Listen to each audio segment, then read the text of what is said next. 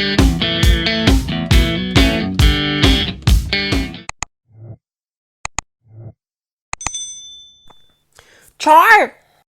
Hello mga kababayan, this is Bri and you are watching again my short vlog. For our today's short video, ayan, isang short vlog tayo for today guys. Since habang tayo ay nakapahinga ngayon, yes, naka-offset tayo for today and I decided na gumawa ng isang short vlog. Mga request ninyo, oo, kahit hindi naman ako 100% fluent sa Croatian language, oo, pero dahil mahal ko kayo, hala! Ayan, sige. I will try to do my best makapag-share ng knowledge na alam ko. Okay? Again, disclaimer, hindi po ako bihasa, hindi ako 100% fluent.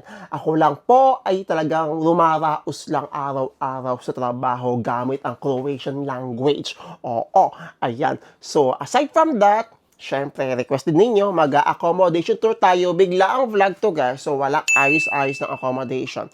I-share ko sa inyo yung status ko sa pag-live out dito sa Dubrovnik, Croatia. So yan ang ating magiging topic for today. But before anything else, if you haven't yet subscribed and if you are new to this channel, please help me to reach 14,000 subscribers. Maraming salamat po sa lahat ng mga patuloy na sumusuporta at sa mga hindi po nag-i-skip ng ads sa mga videos, sa mga vlogs na ginagawa ko. Maraming salamat po. So, gabi na ngayon guys, kakaligo ko lang and medyo talagang uso ngayon ng sakit. Mga trangkaso, I don't know, pero talagang ay tinarangkaso ako ng ilang araw. I'm getting better. Ayan. Talagang ngayon naman ay may ang lala talaga ng tonsillitis ko. Although kahapon kasi medyo okay na siya. Kumain ako ng nerds, si bakla kumain na candy, matatamis. Kinagabihan, ang lala talaga, hindi talaga ako makaintindihan. Ina-assume ko na lang baka magkaka-Adam's apple na ako. Pagising ko, wala pa rin siyang Adam's apple, yan siya. Oo. Anyways, dami ko sinasabi.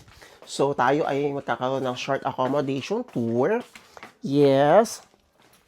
So, again, guys, biglaan lang po ito. Baka sabihin nyo, ako ay dumi sa bahay. Parang ganun na nga. So, yan po ang ating banyo. Yan. So, andyan na meron tayong refrigerator dito. Yan, ang ating mini altar. Oo, ating sofa. Guys, pasensya talaga. Ito lang aming kainan, guys. Aming rice cooker, lutuan, and ang aming dalawang kama. Dalawa kami dito. May mga sinampay kami dito dahil andyan po ang heater namin. Oo, so hindi kami makapagsampay sa labas at wala namang sampayan. Oo, so sa mga nagtatanong, sagot po ba ng employer ko ang aking accommodation dito sa Dubrovnik? Okay, hindi po. Ako po ay naka-live out. Magkano po ang live out allowance ko? Wala po. Wala pong binibigay sa akin na pera ang kumpanya sa apartment dahil sariling pera ko po ang ginagastos ko dito. Bakit po wala? So, case-to-case basis yan, guys. Okay? Usually kasi, tawag dito, ihanda ko na yung tripod ko. Nakamiss ko yung background ko. Ayan. Usually kasi, depende pa rin sa sitwasyon kung magpo-provide ng housing allowance itong cabinet ko, ang employer. Lalo na kung meron namang provided accommodation, hindi kayo tumira doon. So, malaki yung possibility na hindi talaga kayo bigyan ng housing allowance. Bakit ko po hindi tinanggap yung accommodation? So, sa mga nakakapanood ng unang vlog ko pa, di ba, sa Jupa pa ako nakatira noon, solo apartment yon, everything is solo. Dalawa kami ng kasama ko. Laundry, anything, libre lahat. Oo, wala kaming ibang kasama. Ngayon, dahil inaabot kami ng isang oras, yan, sa biyahe, 30 minutes sa biyahe, malayo talaga sa store, inirelocate nila kami sa isang apartment. Ngayon, paglipat namin ng dating apartment, ito yung kwento guys ha, hindi naman kami naabisuhan na meron palang kasamang ibang lahi, lokal. Okay lang naman sana. Ang mahirap lang kasi, yung kama, yung tulugan ng kasama kong lokal, ay nasa kusina. So, siguro 1 month kami nagtiis ng ganun and sobrang hassle talaga. As in, wala talaga akong matinong kain, no. Yun yung time na ang dami nakakapansin na sobrang payat ko na. halo-halo talaga. Last year lang yun, guys. Tama ba? Last year, yes. Mga month ng mag-June yata. Mag-open pa lang yung season. So, after 1.5 months yata, since hindi talaga kami nakapagkita, kasi lagi na lang sinasabi na i-move na, ililipat na yung kasama. Kami na lang nag-adjust. Lumipat kami ng isang apartment. Kaso, doon okay na sana, pero to be honest, hindi pa talaga siya okay. Okay yan sana, pero di pa siya masyadong okay. Bakit? Yung location is okay, pero yung bahay ay hindi. Although, libre naman ang tubig. Kaso, apaka-hassle din talaga maglakad kasi pabundok yon. Pangalawa, sobrang liit. Wala na kaming paglagyan ng gamit talaga. So, we decided na kasama ko na maghanap ulit ng bagong apartment. Nakakita kami ngayon ng apartment. Friend ko, may-ari na ito, may-ari ng bakery. Sir Ersen, I love you. Apakagwapo mo, ayan. Ayun, ibinigay niya. Hindi naman talaga dapat for rent. For staff niya dapat talaga itong apartment na to sa mga staff niya. Kasi meron siyang hotel, may restaurant, may bakery, ang dami niyang business. Pero dahil syempre nagmamaganda tayo. Tsa! Ayan. Thank you. Ayan. So, mabigat syempre sa bulsa na gumagastos kami 650, mahigit, almost 700 euros. Diba? Divided by 2. Diba? Imbis na pang luho ko na yung 300 euro plus na yon, di ba? Baka naka-iPhone 18 Pro Max na ako ngayon o isa 17 Pro Max. Pangrenta. Oo. So, hopefully, sir, baka naman yung accommodation. Oo. Ayan. Anyways, ang dami ko nang sinasabi. Yun yung story ko. Bakit po ako naka-live out at bakit ko ito. Yung ibinibigay nila sa amin yung accommodation, napakalayo po nun at sharing po. Malinaw po kasi talaga sinabi ko sa amo ko, ayoko po ng sharing. 3 season na ako dito. Ilang taon na ako sa Dubrovnik. Lahat ng apartment ko ay sold. Hindi naman sa nagde-demand ako. Pero parang gano'n na nga rin yung mangyayari. Karapat ako mag-demand, guys. Di ba? Hindi porket ano naman hindi sa nagiging ungrateful ako ha. Baka sabihin nyo, napaka-reklamador ko, napaka-choosy ko. Karapatan nyo po maging choosy. Alam naman ninyo na deserve nyo ng, alam nyo, mas, meron kayong deserve pa doon sa binibigay nila. Oo. O, di kung di nyo tinanggap, o di magli-live out kami. Oo, tapos ang usapan, ganun lang, simple. O, wala na kayong maririnig pa sa amin. So, pag umalis din kami ng kumpanya, if ever, o di wala kaming ano sa kanila. Wala silang ano yung sa amin na naka-accommodation kami sa kanila. Pero wala pa naman akong plano umalis. O, yun nga lang ang concern ko. Sana ay mabigyan ako ng isang accommodation na solo. Kasi alam naman ng amo ko yun. Alam naman yung hinanakit ko. Wait lang, kasi ako makaintindihan. Sinaset ko tong tripod ko. Ayan. And also guys, tingnan nyo, share ko to sa inyo. Nabili ko sa Temu. Super duper worth it na ito. Ayan, ang gamit kong camera is itong Osmo Pocket 3. Guy! Ang ganda naman yan. Tsa! Ba't ganyan? Char! So, ang dami ko na sinasabi. Oo. So, doon tayo sa ating Croatian tutorial. Again, guys, hindi ako dibihasa. I-share ko lang sa inyo yung alam ko. Okay? So, let's go. Okay, guys. So, nakakape muna ako. Sa gabi na. Oo. So, yung ating Croatian tutorial. Taharay Croatian tutorial. Nahiya kasi ako magawa. Oo, baka kasi sabihin nyo, nagmamagalingan naman ako. Anong feeling ni Brian? Alam niya lahat sa Croatia? Oo. So, hindi ko po alam lahat. And ito naman po, i-share ko sa inyo about Croatian language ay base naman sa mga natututunan ko po araw-araw. So, paano po ba ako natututo, nag-aaral ng Croatian language? Number 1, sa pakikipag-usap po. Number 2, Google Translate. Yeah, hindi po ako pumapasok sa school, never. Pero nagkaroon po ako ng training once sa employer ko, online. So, sa video na to, guys, sa part na to, yung mga daily scenario na na-encounter ko, lalo na sa mga papunta na po ng Croatia na magtatrabaho sa supermarket bilang isang sales attendant. Ayan, I hope na makatulong po ang short vlog na to. Itong part na to sa inyong mga future reference kapag kayo ay pumunta na dito sa Croatia. Required na po ba yung Croatian language exam sa pag-review ng working permit? Hindi pa po. Okay? But I have a friend in Rijeka. Nikki, thank you so much sa pag-heads up. Ayan. I don't know kung paano interview yung nangyari. Nag-renew siya ng TRC ng working permit. Ayan. So, mayroong konting interview na nangyari sa police bago ma-process yung renewal. I don't know. Hopefully, makausap ko siya. Yeah, i-share natin sa inyo yan. Okay, pasensya na rin kayo kung medyo yung boses ko dahil ang hirap talaga magsalita. So, ako naman guys kasi kapag nasa trabaho ako, as much as possible, pinipilit ko talaga makipag-usap sa into Croatian language, lokal. Yeah. And wala akong pakialam kung magbuka akong syunga-syunga. Oo, wag yun ang iisipin. Huwag kayong mahiya, guys. Kasi dun kayo matututo. Magsalita lang kayo sa paraang alam ninyo. Sagutin ninyo yung tanong sa pagkakaintindi ninyo. Yun lang. And then, kapag ikinorek kayo, o be thankful, be grateful, at least alam nyo na. Okay, so let's start ang ating basic Croatian language, supermarket edition. Supermarket edition, sana all. Okay, so syempre guys, kung kayo ay magwo-work sa supermarket, napaka-importante na before you talk to the customers, diba, it's very important na at least you know or you have idea on how to greet our customers, diba. First of all, kita ko una, hello, bok. Ayan, I will put on my screen yung mga English and Croatian version, okay? Hello, bok. Talagang ka, char.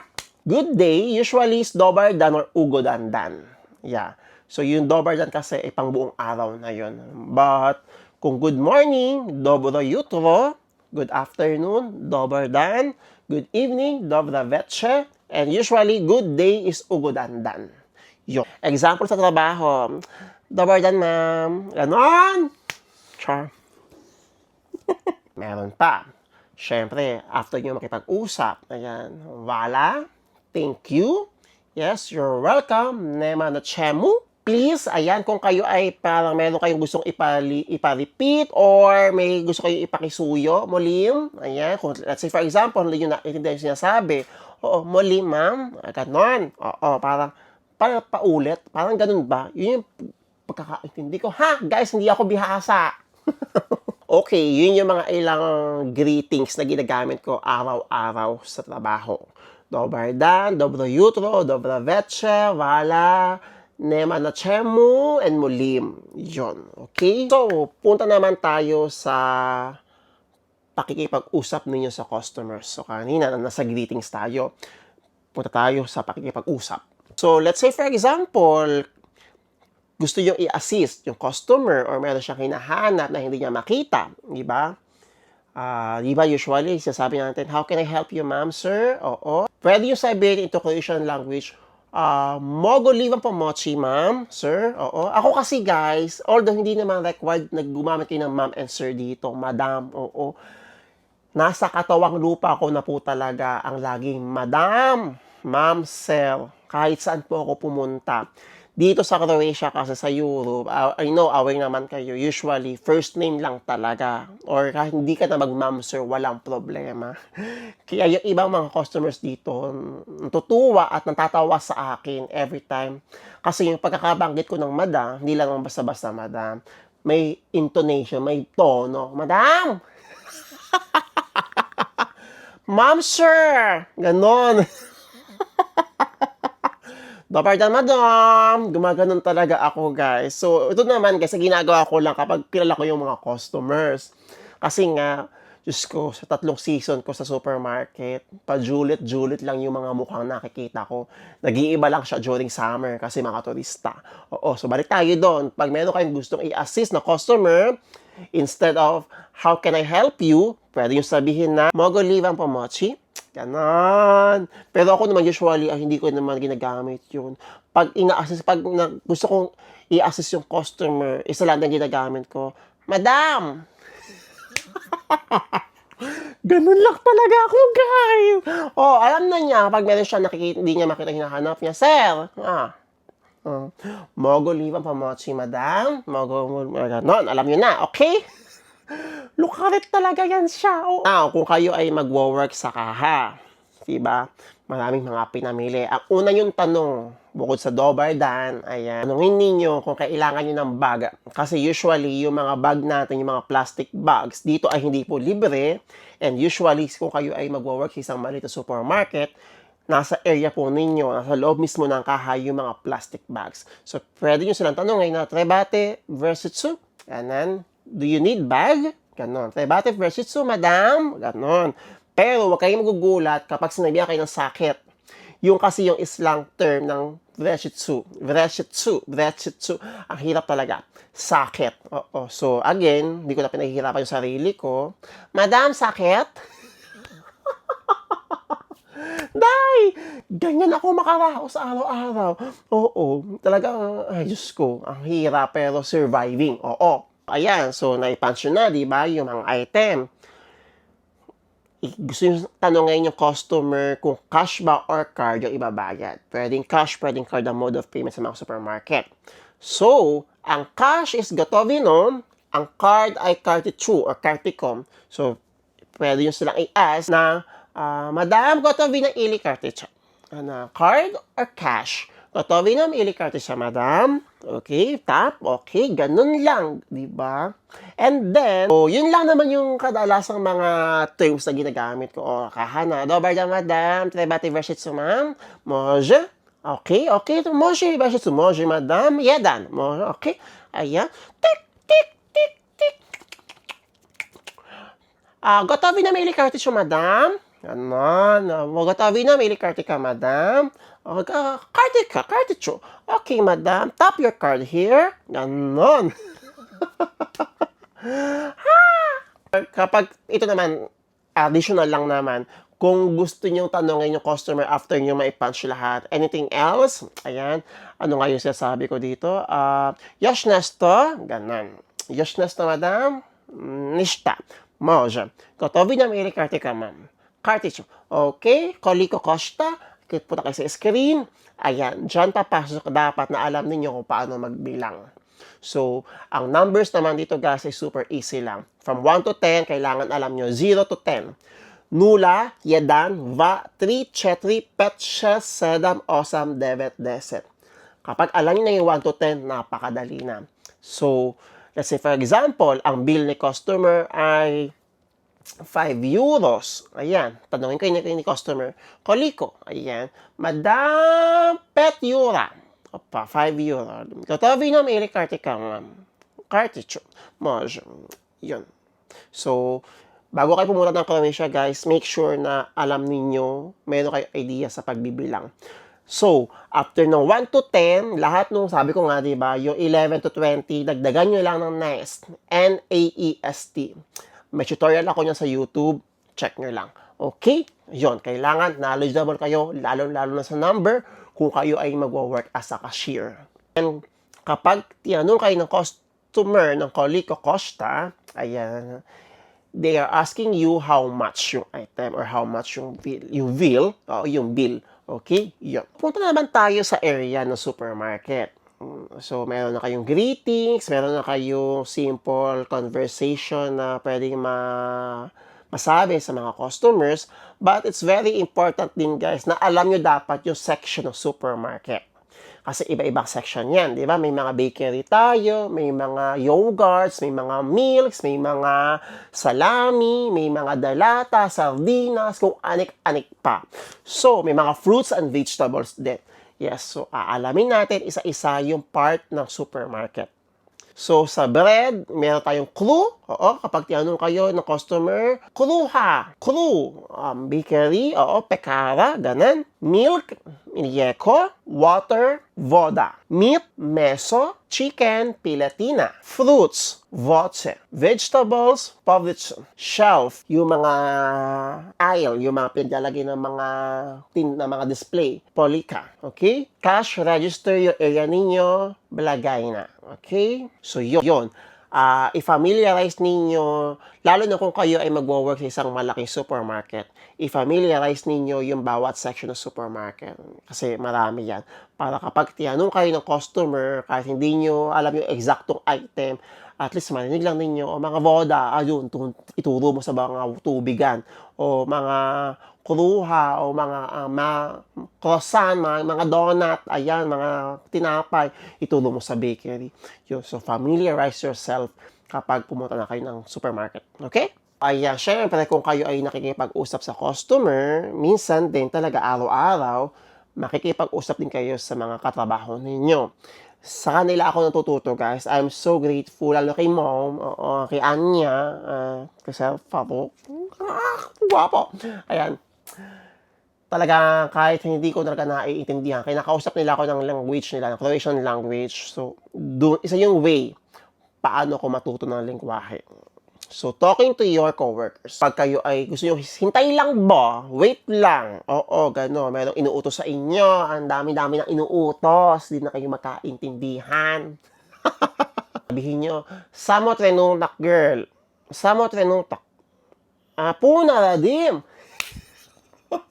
Wait a moment, ganon. Kapag naman ang dami-dami nilang sinasabi, hindi naman nyo maintindihan. Oo, sabihin niyo, ne razumiem. I don't understand. Ganon. Pero wag naman yung ganong way ha. Ako kasi guys is exaggerated po talaga yung mukha ko. Sanay na po yung mga katrabaho ko sa mga ganong expression. Yung bigla-bigla akong gumagana ng mata ko. Sanay na po sila.